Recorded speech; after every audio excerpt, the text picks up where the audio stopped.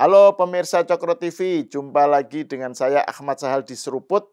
Saya ingin ngobrol dengan Bang Darmizal yang sudah lama pengen saya laksanakan tapi baru sekarang terlaksana lagi. Tertunda-tunda. Apa kabar Bang? Baik, Sehat ini alhamdulillah. kayaknya, betul-betul. Baru pulang umroh. Iya, kelihatan auranya itu aura ibadah gitu. Semoga doa kita kabul. Amin. Dikabulkan oleh Allah Ya, Subhanahu ya. wa taala. Pemimpinnya sehat, Amin, amin. rakyatnya sehat, masyarakat dan negaranya remah gelipah luh jenawi. Ya. Amin. Amin, amin. Nah, dalam rangka terkait dengan soal pemimpin dan rakyat ini. Yes. Ini saya ingin membicarakan dua hal dalam 2 episode ya. Episode pertama tentang yang lagi rame, Bupati Pati. Oh, adekku. Itu Bang Darmizal dulu bersama-sama dia di Demokrat ya. Iya. Dulu dia di Demokrat, terus kemudian Gerindra kan. Itu satu, tentang kasus keramaian di Pati. Yang kedua soal Gibran. Yang Mas Wapres kita. Mas Wapres yang kemarin bersilaturahmi ke Pak Tri Sutrisno. Yes. Dan itu momen yang menurut saya juga menarik untuk kita bahas. Mana ini. dulu nih yang dulu? Mana yang duluan nih? Yang Sudewo dulu deh. Yang Sudewo. Ini kan yang kabar terbaru kan pokoknya DPRD Pati sudah menyatakan setuju untuk hak angket. Gitu kan. Dan kita tahu kemarin demonya kan besar tuh kan, sangat masif dan itu kayak pada tingkat lokal. Iya, masif pada tingkat Pati gitu ya. Dan itu kan kayak mereka itu kayak rakyat Pati kayak menjawab tantangan. Nah, ini soal tantangan juga gitu. Tantangan dari Pak Sudewo kata 5.000, 50.000 silahkan gitu kan. Bener deh. Dan kan ada adegan yang Pak Sudewo tampil terus dilemparin botol mineral sandal macam-macam kan, itu kan menunjukkan tingkat kemarahan publik ya. Iya. Jadi ini bagaimana kita membaca ini, karena kan kita tahu sekarang memang seiring dengan pemerintah daerah memangkas anggaran pemerintah pusat ya, efisiensi. Atas nama efisiensi pemerintah pusat itu memangkas sampai 50 triliun ya kalau nggak salah ya ke daerah. Dan itu berdampak kepada sejumlah daerah menaikkan PBBPP ya. Pajak Bumi dan Bangunan, Pedesaan dan Perkotaan. Dalam kasus Pati 250%. Sebenarnya di daerah lain kan malah yang lebih tinggi ya. Cirebon 1.000 apa gitu. Tapi yang rame kan Pati nih. Ini gimana kita membaca ini? Bagaimana Bang Darmizal sebagai orang yang lama kenal Pak Sudewo gitu ya. Dan ini juniornya di Demokrat gitu dulu. Melihat soal ini Bang. Jadi begini. Pertama saya ingin menyampaikan dulu rasa kagum dan bangga saya terhadap Mas Sudewo, Mas Bupati Pati ini. Sebelum beliau mencalonkan diri maju bertarung dalam tanda kutip bertarung pada pilkada Kabupaten Pati, kami sudah diskusi. Beliau bertanya, "Bang, aku kepengen maju menjadi bupati di Kabupaten Pati, di tempat aku, di daerahku, lah ya. Di daerahku gitu ya. Ya. Aku memang saya sendiri agak terkejut. Loh, apa berani gitu? Apa yang harus dilakukan? Maksudnya, kenapa kok berani gitu ya? Kan dia anggota DPR RI. Satu tempat yang diidolakan begitu banyak orang. Dengan kompetisi yang sangat-sangat ketat. Ya. Kemudian dia ingin keluar dari situ, dari zona nyaman, untuk menjadi calon bupati. Kompetisi lagi, kepalanya baru selesai nih. Kompetisi lagi di situ. Gitu. Dia merasa bertanggung jawab. Ini menurut dia ketika itu terhadap saya. Bang, saya kan putra daerah, jadi memahami dinamika daerah itu. Pati itu dengan potensi daerahnya yang begitu besar, mestinya lebih maju daripada tetangga kami, Bang. Saya ingin memajukan Pati, kata dia. Oleh karena itu, biarlah saya keluar dari zona nyaman di DPR RI untuk berjuang memajukan Pati sesuai dengan kemampuan saya dan jaringan yang sudah begitu lama terbina secara politik maupun sosial yang selama ini saya lakoni katanya gitu. Kalau niatnya itu, insya Allah Tuhan kabulkan Adinda gitu. Ya, ya. Karena di atas segala doa kita itu ada jalan Tuhan. Ayo maju. Tapi tekadnya tidak bergeser ya gitu. Nah mungkin karena kita berikan pandangan dan support begitu, benar dia mendaftar dan terjun. Kebetulan karena konstitusi kita ya kan setelah dipilih oleh rakyat dan dia memenangkan kompetisi itu. Jadilah bupati yang dilantik, saya kalau nggak salah pada Februari 2025. Disitulah ajang pengabdian dia sebagai kepala daerah, sebagaimana cita-citanya dijalankan. Bahwa kemudian dia mengalami hal seperti sekarang ini, mungkin ada hal-hal yang kurang. Karena begitu dia jadi bupati atau siapapun yang menjadi, katakanlah begini. Orang jadi bupati, orang jadi wali kota, orang jadi gubernur, orang jadi presiden. Begitu dia dilantik, maka dia bergaul dengan orang-orang baru dalam perspektif yang baru. Contoh, waktu masa kampanye, kita kan begitu dekatnya dengan Pak Prabowo. Betul ya? Waktu masa kampanye, kita begitu dekatnya dengan Lutfi, Gubernur Jateng. Tapi setelah beliau dilantik menjadi gubernur, dilantik menjadi presiden, kita kan harus menyadari bahwa ada protokol yang mengatur, bahwa ada sistem yang mengatur beliau sekarang di lingkungan yang baru untuk memimpin dunia yang baru. Nah, disinilah pentingnya kalau menurut saya komunikasi publik dibangun. Bupati yang dilantik, wali kota yang dilantik, gubernur yang telah dilantik, bahkan presiden yang telah dilantik, itu harus tetap di-guide, harus tetap didampingi oleh orang-orang yang memahami karakter dia. Karena lingkungan baru belum tentu memahami karakternya dia. Bisa saja orang-orang yang ada di sekitarnya yang baru melekat itu adalah tokoh-tokoh orang-orang yang memahami secara parsial tentang kepemimpinan seseorang. Ada juga kan orang-orang yang selalu berperilaku asal Bapak senang. Bisa jadi. Jadi ini ring satunya Pak Sudewo gitu misalnya. Bisa jadi kan. Kan Mas Dewo tidak bisa ambil keputusan sendiri. Kalau tidak ada feeding dari lingkungannya. Kalau tidak ada info dari lingkungannya yang lebih melekat kepada dia. Dan itu dipandang sebagai satu info yang penting dijalankan dan komprehensif.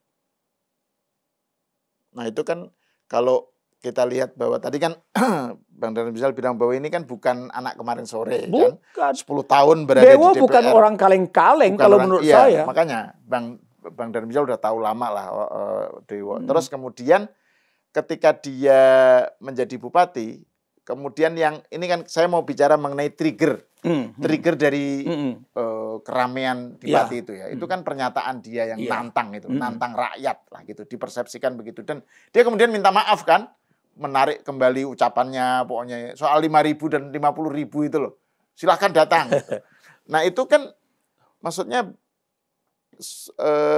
bagaimana kita melihat kenapa dia sebagai orang yang notabene orang Pati, dia kan harusnya lebih tahu karakteristik masyarakat Pati. Di Pati itu kan punya, bahkan ada yang menulis itu punya tradisi perlawanan civil disobedience. Itu di Pati sejak dulu ada gerakan Samin lah sejak zaman kolonial itu. Perlawanan masyarakat Pati terhadap penguasa yang mencekik mereka dengan upeti. Itu kan sudah kita ketahui gitu loh. Tapi dia ini sebagai orang Pati kemudian menjadi bupati Pati ya. Kok seakan-akan mengabaikan itu gitu dan malah justru menampilkan sisi adigang, adigung, adiguno itu. Jadi itu gimana jelasinnya, Bang? Dalam pandangan saya, ilmu komunikasi dalam komunikasi publik itu ya, menyampaikan satu hal kepada 1.000 orang, kepada 10.000 orang, dan kepada 50.000 orang dalam satu satuan waktu, jauh lebih baik disampaikan kepada 50.000 orang sekaligus. Karena pemahamannya sama kepada jumlah yang lebih besar. Mungkin Pak Bupati berpikir, ya kalau mau apa, 1.000, 5.000, 10.000, lebih baik saya nyampaikan kalau berkumpul kita dalam jumlah yang lebih besar, saya bisa sampaikan sekaligus misi saya tentang betapa pentingnya pajak ini kita tingkatkan, kita naikkan. Sebetulnya bukan untuk dinaikkan, dalam bahasa lain adalah menyesuaikan. Dalam bahasa lain menyesuaikan. Kenapa menyesuaikan? 14 tahun Pati tidak melakukan penyesuaian nilai-nilai pajak. Harga tanah tetap saja harga tanah yang 14 tahun yang lalu. Pajak tetap saja pajak yang berlaku dalam masa yang rentang yang panjang, tidak ada penyesuaiannya. Dampaknya apa? Jadi kita nggak bisa heran ketika melihat Pati dibanding tetangganya dengan potensi yang lebih baik, tetangganya lebih maju. Mana negara di dunia sekarang yang tidak memungut pajak dari berbagai kegiatan usaha masyarakatnya, investor ataupun. Termasuk perundingan yang sangat rumit dan sukses dilakukan oleh Presiden Prabowo dengan Donald Trump terkait apa? Tarif itu ya. Tarif. Tarif itu apa? Pajak kan? Tapi ketika dikelola komunikasinya dengan baik, maka menjadilah well informed bagi masyarakat. Umpama, ketika disampaikan angka 250% itu, sebelum disampaikan ada komunikasi tripartit dulu. Atau ada komunikasi dengan masyarakat, tokoh masyarakat dan lingkungan. Umpama, Pak Bupati berkunjung ke suatu tempat, gitu ya. Kemudian lihat kondisi tempat itu yang dipandang beliau tertinggal. Yang dia ingin majukan sebelum dia berniat jadi calon bupati. Ini yang harus diangkat. Datang ke sana, komunikasi, kenapa ini kok masih begini kiosnya? Kenapa pasarnya kok seperti yang tertinggal dibanding pasar yang lain? Kenapa jalannya kok seperti becek segala macam? Kan ada tuntutan dari masyarakat. Iya Pak Bupati. Pak Bupati bisa menjelaskan. Kemungkinan kita kurang membayar pajak ya. Gitu. Setoran kita ke pusat dari sisi pajak masih sangat rendah. Sehingga transfer pusat ke daerah juga menjadi rendah. Pandangan pengusaha, pandangan masyarakat bagaimana? Kenapa? Pajak itu kan investasi kolegial umpamanya. Investasi kolektif kita untuk membangun daerah. Jadi itu yang kurang di sini sebenarnya pelibatan masyarakat. Contoh tadi. Pelibatan masyarakat dalam merumuskan kebijakan gitu ya. Contoh yang Akang bilang tadi. Daerah lain ada yang 1000% naiknya. Tapi kok diam-diam aja? Ini kan. Tapi ini Bang, setelah kasus Pati ini dianggap berhasil menjadi fenomena sorotan ya, menarik perhatian publik dan dianggap sebagai sesuatu yang gerakan civil disobedience yang sukses lah gitu ya. Sukses dalam arti sampai DPRD bikin angket itu kan sukses. Itu sampai ini dampaknya.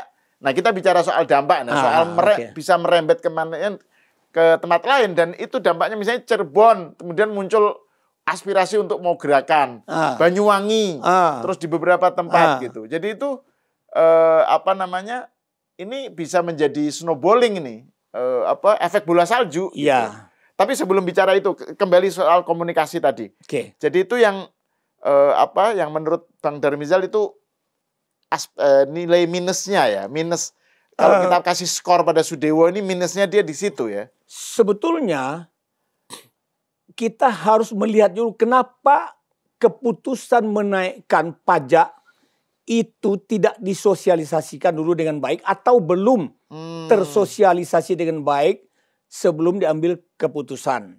Itu yang pertama. Kemudian siapa sesungguhnya yang memberikan info A1 yang terkonfirmasi bahwa pajak di Pati itu sudah 14 tahun tidak mengalami penyesuaian. Tentu ada data-datanya. Sehingga ketika data-data disampaikan ke Pak Bupati, beliau ambil kesimpulan. Data itu kan disertai dengan pembanding. Pak Bupati, daerah tetangga lebih maju, dia menyesuaikan pajak sepanjang tahun. Ada juga kabupaten lain itu naiknya 1000%. Kita hanya 250%. Gitu kan? Ini yang tidak tersampaikan dengan baik mungkin ke Pak Bupati. Sehingga Pak Bupati dengan percaya dirinya berdasarkan info ini tidak lagi sosialisasi dengan paripurna mengambil keputusan. Itu salah satu barangkali penyebab sehingga muncul gerakan seperti itu. Atau ada juga, kita tidak berburuk sangka ya. Kan pesta politik ini selalu saja meninggalkan residu-residu yang tidak berkeselesaian. Bisa saja. Ada yang tidak puas dengan terpilih jadi, lo kan baru berapa bulan sih dilantik gitu. Kok sampai begitu masifnya gerakan dan sporadis gitu. Nah kalau menurut Bang Darmizal ya, ini terkait dengan soal what next-nya ini ya. Kan ini sudah kejadian ya apa ini. Nah ini gimana menurut Anda sebaiknya kasus ini bergeraknya kemana sebaiknya? Karena kan ini kemudian bisa menjadi presiden kan. Jurisprudensi lah bagi tempat lain gitu ya. Sementara kan ini aspirasi masyarakat Pati itu aspirasi yang valid. Betul yang sekali. sah secara demokratis dan mereka menyatakan dilindungi ya gitu. Nah ini gimana menavigasi keseimbangannya supaya ini nggak menjadi tak terkontrol di level yang lebih luas, tapi di sisi lain masalahnya yang menjadi aspirasi masyarakat Pati itu terpenuhi gitu. Itu gimana menurut? Peristiwa ini dapat mengkonfirmasi kita bahwa ternyata masyarakat Indonesia sudah semakin cerdas. Itu. Jadi gerakan yang begitu masif dan sporadis itu karena kecerdasan masyarakat melihat bahwa ada kebijakan yang perlu dikoreksi segera. Masyarakat Pati kalau saya lihat dari sisi ini lebih tanggap dibanding masyarakat lain yang pajaknya lebih tinggi daripada Pati. Persoalannya di komunikasi tadi. Bagaimana mengkomunikasikan rencana kebijakan kepada masyarakat berbasis kepada kearifan lokal. Tidak sama loh masyarakat Cirebon dengan masyarakat Pati. Tidak sama masyarakat pegunungan, karakter dan budayanya dibanding dengan masyarakat pantai atau pesisir. Beda. Cara ngomongnya beda. Masyarakat pantai mungkin harus lebih keras bersuara karena menutupi gelombang laut. Ya kan? Lebih lugas biasanya masyarakat pantai. Lebih lugas. Lebih terbuka, langsung terus terang. Kalau yang masyarakat agraris atau pedalaman kan biasanya lebih halus, meliuk-liuk. Jadi itu. Ini menjadi perhatian juga bagi kita bahwa bapak-bapak yang ditunjuk, yang dipilih oleh pemimpin, menjadi pemimpin oleh masyarakat. Saya pernah mendengar satu adagium bahwa kekuasaan itu adalah kekuatan lupa melawan ingatan. Jadi orang sudah berkuasa, gampang lupanya kepada banyak hal. Kepada rakyat yang memilih dia, kepada tim sukses yang berdarah-darah memperjuangkan dia, kepada konsultan atau dewan-dewan pakar yang sudah mencurahkan waktu, pikiran, dan tenaga bagi dia. Begitu dia jadi, dia lupa. Bahkan dinafikkan. Dia berkawan dengan orang yang tadi memusuhinya. Banyak seperti itu. Nah, penting pemimpin itu ketika dia sudah terpilih, ajaklah gitu ya orang-orang yang memahami chemistry dia, sehingga ketika dia mau terjerembab dalam lingkungan yang baru, ada yang ngerem. Penting menurut saya ya, penting. Apalagi dia Bupati Pati ini kan tadi yang seperti Bang Darmizal bilang kan dia ini pindah zona dari legislatif ya 10 tahun eksekutif ke eksekutif. Gitu. Jadi beda chemistry-nya, beda ekosistemnya gitu ya Bang. Iya. Nah, terus ini Bang, ini yang jadi semangatnya Mas Dewo untuk membangun negerinya itu satu poin yang membangun daerahnya sangat, itu yang saya sangat bangga dengan poinnya untuk membangun daerah itu. Bahwa dia orang yang sudah nyaman di pusat mau balik ke daerah itu harus diapresiasi gitu ya. Jarang loh orang yang sudah bergaul di DPR dan punya network kemudian jadi bupati. Ketika dia jadi bupati dia sebetulnya mudah bergaul di pusat sana untuk mengajukan program-program pembangunan daerahnya. Itu poin yang paling bagus bagi seorang kepala daerah. Coba kita lihat deh. Kan networking ini penting, komunikasi ini penting. Betul. Seorang bupati punya jaringan ke pusat, punya jaringan ke menteri, punya jaringan. Dia kan lebih mudah menyampaikan rencana-rencana pembangunan daerahnya. Jadi yang saya khawatirkan, ini mohon dimaafkan. Ada rasa sesal di kemudian hari oleh atas orang-orang yang sekarang merasa jumawa berani menantang bupati gitu ya. Ini mohon maaf nih. Ada rasa sesal. Keinginan untuk membangun lebih cepat ternyata malah menjadi tidak terrealisir. Oleh karena itu, jangan terus-menerus dipaksakan kehendak. Ajaklah dialog. Berkomunikasilah dengan baik. Cari titik temu. Karena Pati memiliki bupati yang niatnya untuk membangun bahwa kalau ada yang salah itu memang harus dikoreksi. Nah ini poin menarik ini karena tadi saya mau ngomong soal bottleneck-nya ini ya. Kan damage has been done ya, kan sudah terjadi nih kerusakan.